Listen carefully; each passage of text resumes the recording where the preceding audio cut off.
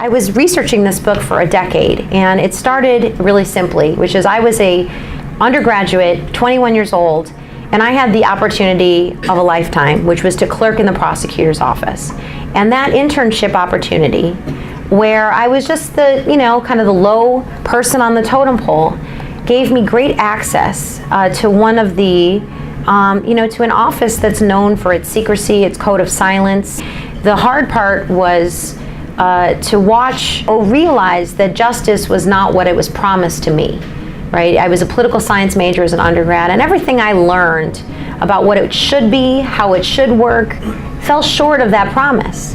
Really, it was the data that I kept collecting over that decade, while getting my PhD, while being here at the American Bar Foundation, that to me felt like the evidence that people needed.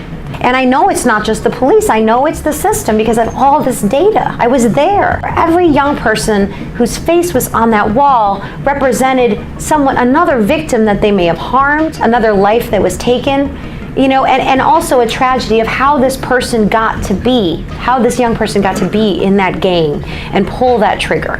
When you incarcerate this many people and you put people in charge, prosecutors and judges that are largely unaffected by the people they process, that they don't understand where they come from, what their lives are like, what their challenges are like, what does that do to justice? What does that do to due process? The immorality of defendants became both a criminal code, a criminal distinction, as well as a racial one.